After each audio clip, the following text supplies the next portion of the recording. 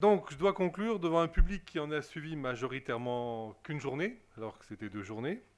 Alors, je vais essayer de faire court parce que j'ai bien compris que vous êtes pressés de nous quitter pour être en vacances scolaires. On est quand même mercredi. Et celui de vous encourager à réinvestir ce que vous avez entendu. Vous permettre de poursuivre les questionnements et réflexions que l'on espère avoir provoqués en vous. Alors, je dois tout d'abord remercier tous les participants de cette manifestation. Deuxième du nom, 4.1. Les organisateurs de la Maison pour la Science et la DAN, dont je mesure l'investissement à la réussite de cette pépinière. L'ESP qui nous a fourni le gîte et le couvert à ce séminaire et a participé pleinement à ce séminaire. Nos partenaires de l'université l'INRIA, véritable nid à compétences dans le numérique. Le lycée Marie-Marvin et ses élèves qui vous ont accueillis et orientés. Et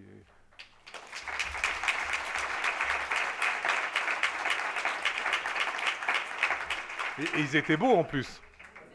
On a pris une photo. Nos homologues et voisins de la région Grand Est, avec lesquels nous sommes en train d'accentuer jour après jour nos relations depuis quelques mois. Donc merci à tous. Alors qu'est-ce que je dois vous raconter? Qu'est-ce qu'il faut retenir de ces 2 jours?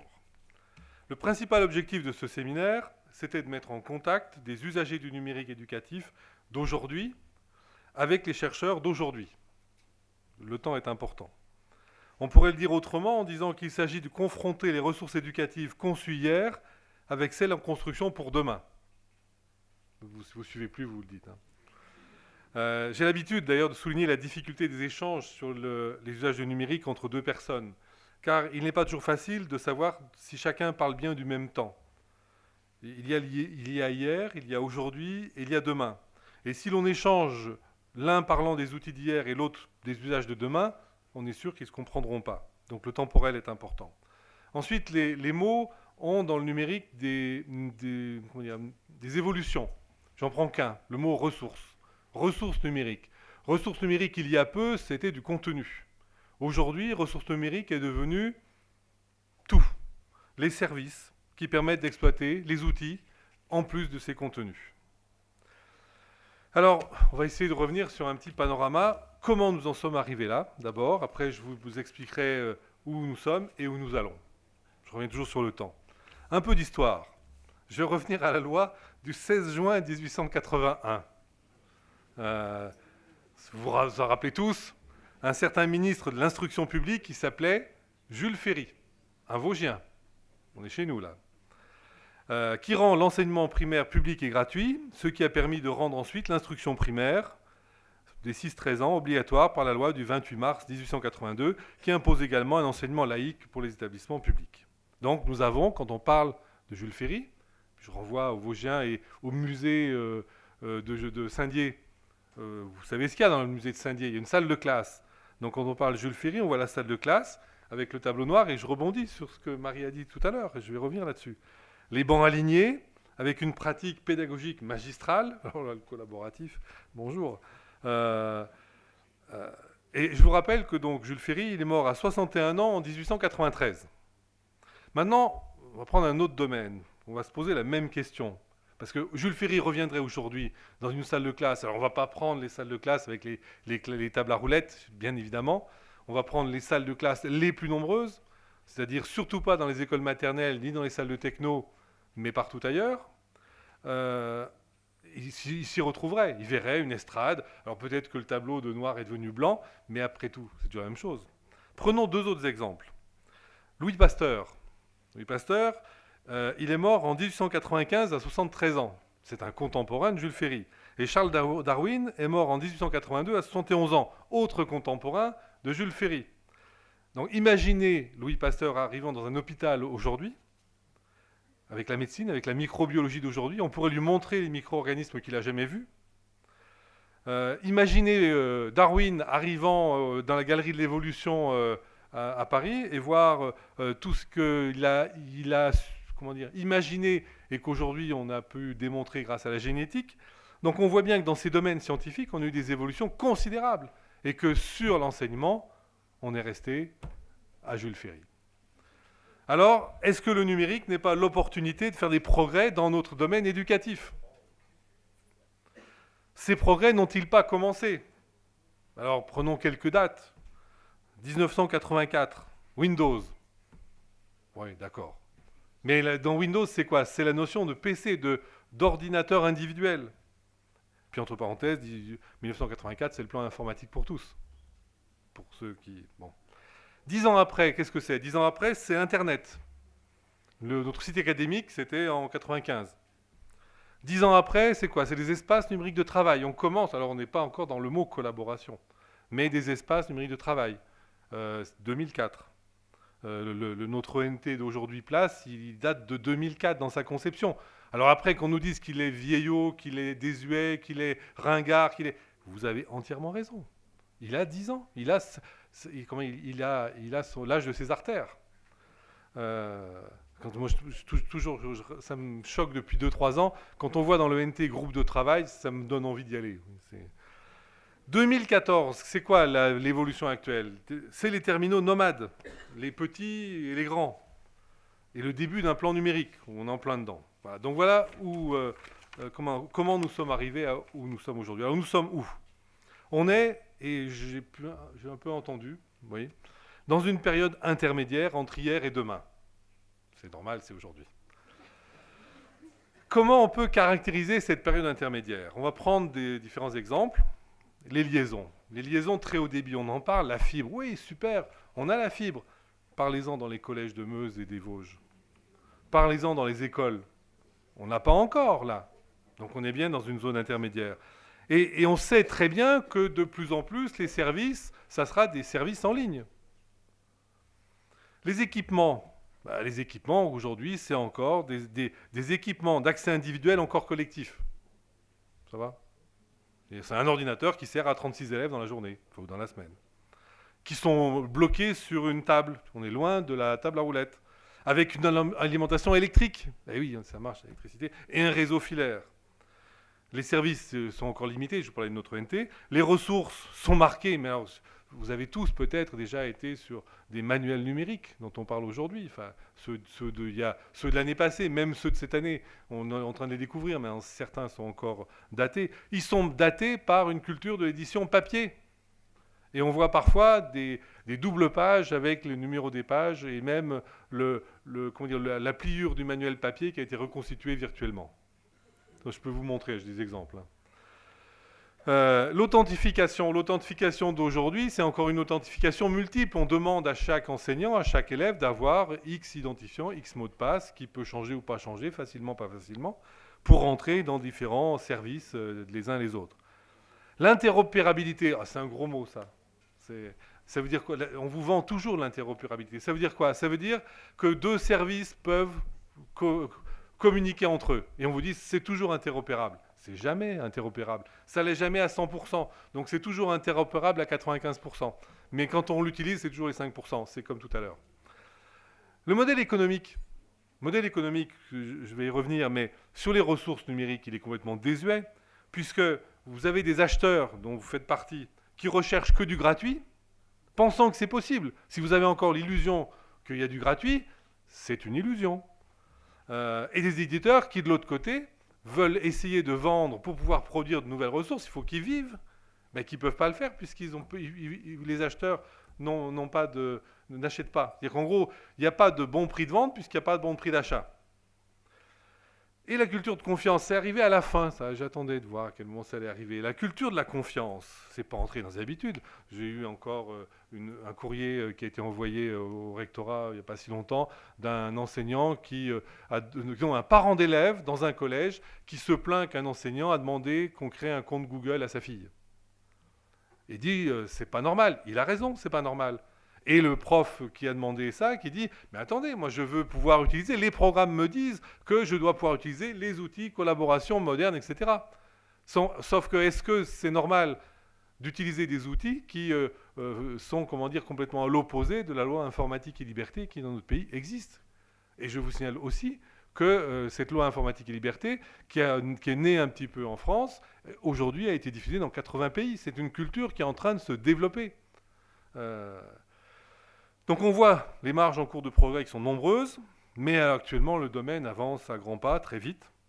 La difficulté, c'est que l'ensemble d'une population de cadres pédagogiques et d'enseignants, mais aussi des décideurs de l'éducation nationale, des collectivités, en prennent conscience. Alors on va où? Rêvons un peu. Imaginez ce que le potentiel du numérique peut apporter à notre monde de l'éducation. Un futur qui arrivera peut-être inéluctablement, sans doute progressivement, et sans doute pas pour tous en même temps. Il ne sera pas égalitaire au départ, peut-être à la fin. Et on en a vu, vous en avez vu des prémices dans tout ce que vous avez vu dans les ateliers, dans ce que la conférence d'hier matin, de cet après-midi. Bon, et ce que je vais vous dire là, ça fait parfois écho. La question qui se pose à nous aujourd'hui, c'est faut-il pousser toutes les populations dans le même sens? Faut-il faire monter les gens dans un train qui va partir? Est-ce qu'il faut attendre que tout le monde soit dans le train pour que le train parte? Ou est-ce qu'on va laisser les gens sur le quai? C'est ça la question. Et qui va rester sur le quai? Alors qu'est-ce que sera demain? Les liaisons très haut débit, par fibre, dans toutes les écoles, on en rêve. Ça sera des performants, déployés, oui. Sauf qu'on pourrait se dire, après tout, on a la 4G, la 5G va peut-être arriver. Si j'ai de la 5G partout, est-ce que j'ai encore besoin de Wi-Fi? Peut-être, on ne sait pas. Mais là, on parle peut-être pour dans 20 ans, 30 ans. Les équipements individuels, oui, c'est ça. L'avenir, c'est l'équipement individuel. Sauf que ça sera un équipement individuel hétérogène, mais peut-être suffisant pour répondre aux besoins éducatifs, car relié à des services en ligne de qualité, optimisant les bandes passantes disponibles. Et on peut imaginer un enseignant qui demandera aux élèves non pas de prendre telle application, mais plutôt de prendre un tableur, et le tableur sera chez les uns, il s'appellera A, chez les d'autres B, chez d'autres C, etc., sur des écrans de taille différente, avec des OS différents, mais c'est ce qu'on appelle globalement un peu le BIOD. Et ces équipements, ils seront achetés par qui? Parce qu'il faudra bien les acheter. Ils seront achetés par les familles, avec peut-être une aide des collectivités, en fonction des revenus, elles savent faire. Ou alors, peut-être qu'ils seront fournis par une multinationale bien connue, ou pas encore connue, qui fournira les équipements nécessaires en échange de disposer de futurs clients très nombreux. Parce que c'est ça. Google, aujourd'hui, est capable de nous fournir des manuels scolaires. Il le fait pour l'Afrique. Pourquoi on ne va pas les prendre? Ils seront gratuits pour vous, pour nous. Il y aura bien quelqu'un qui paiera un jour. Vous savez, hein, quand c'est gratuit, c'est vous le produit. Les écrans collectifs. Les écrans collectifs seront interactifs et multiples dans une salle de classe. Et c'est vrai que le vidéoprojecteur interactif d'aujourd'hui, dont j'ai entendu qu'ils ne sont jamais bien utilisés parce que l'interactivité, et que je ne suis complètement pas d'accord sur le fait qu'on peut acheter 4 vidéoprojecteurs pour un interactif, c'est faux. C'est complètement faux, Philippe.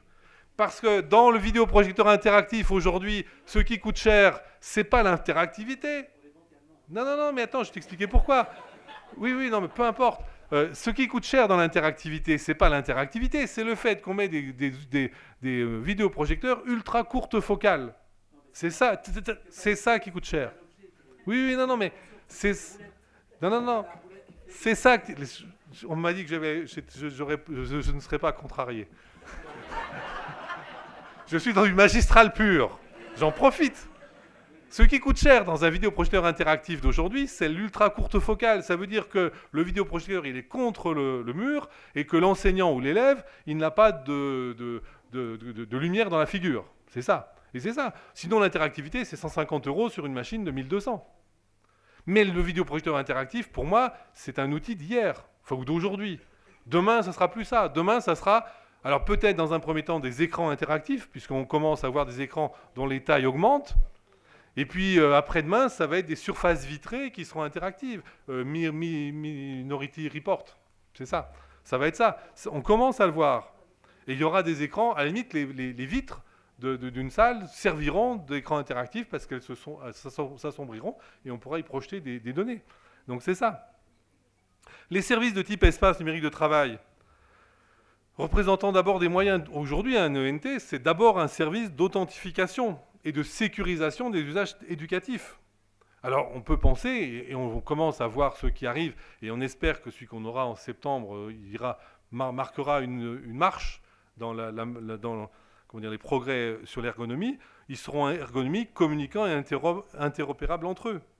Et ils permettront là vraiment le collaboratif. Le défaut de notre ONT, c'est que, et c'est bien ce que Marie a dit tout à l'heure, c'est que le cahier des charges qu'on a fait il y a 5 ans et demi, C'était il y a 5 ans et demi, le collaboratif dans le numérique, il était à peine naissant. Voilà. Un an après, en Alsace, ils avaient déjà passé le cap, mais nous, on a lancé notre appel d'offres, on était un an trop tôt. Donc là, on pense qu'on va pouvoir rattraper les choses. Et puis, ils permettront un accès individuel à des ressources numériques granulaires en fournissant... qu'est-ce que j'ai mis là ? En fournissant donc, avec les ressources, les outils, les services permettant d'exploiter ces gros granules. La BRNE qui est lancée là depuis septembre, c'est le début. La BRNE, c'est le manuel scolaire de demain, qu'on n'appellera plus manuel scolaire. Enfin, ça vous fait pas rigoler, manuel. Vous savez que le mot manuel vient de la main. Alors, manuel numérique, bonjour. Hein. Et donc, c'est vraiment ces ressources, avec toute la liberté que l'enseignant peut avoir, de pouvoir rajouter des ressources, des granules dans la banque, en prendre ailleurs, les remettre dedans, tout en gardant la maîtrise. Et pas comme actuellement, où vous avez des éditeurs qui vous proposent une plateforme dans laquelle leurs ressources sont verrouillées, vous ne pouvez pas les changer, vous pouvez en rajouter à vous, c'est tout. Ensuite, vous allez avoir des outils, des services d'aide à l'évaluation.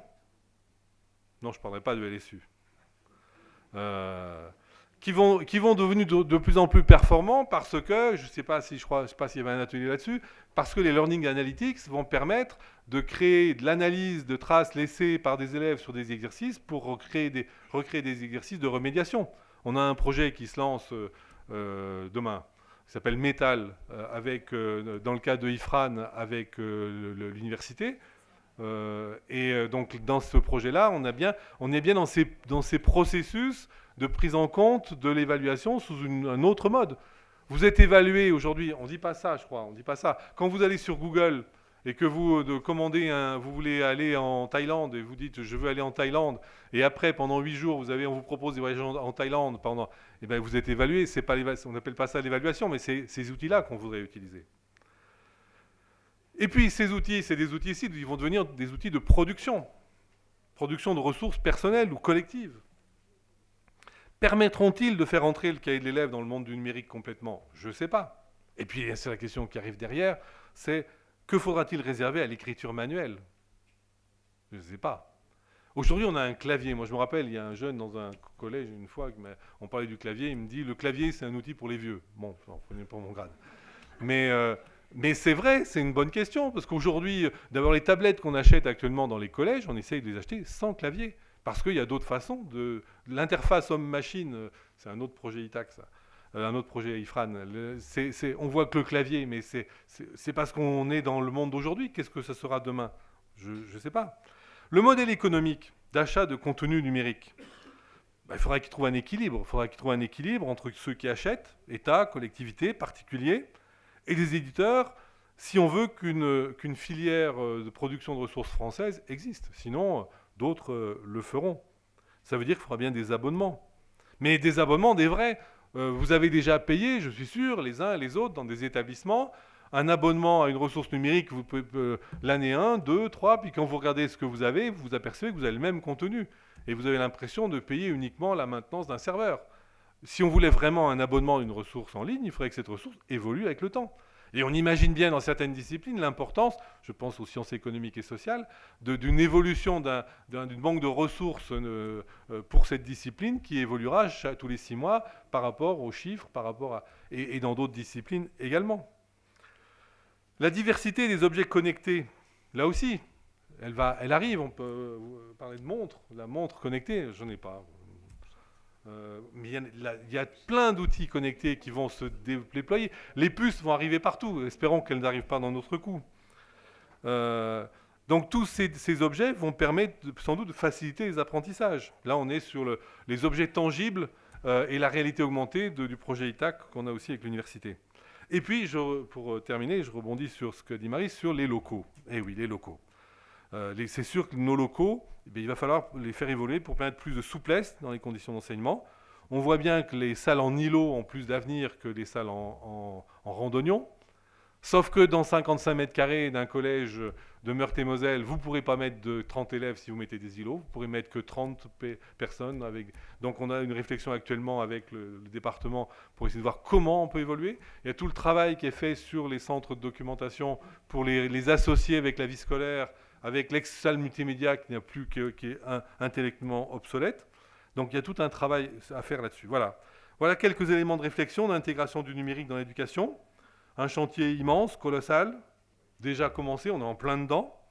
J'espère que ce séminaire vous aura intéressé. Bien évidemment, vous aurez une enquête de satisfaction qui va vous être adressée. Un grand merci de vouloir y répondre, parce que vous écoutez bien qu'après le 4.0, le 4.1, on espère construire le 4.2. Et donc, je me permets de vous souhaiter de bonnes vacances à tous.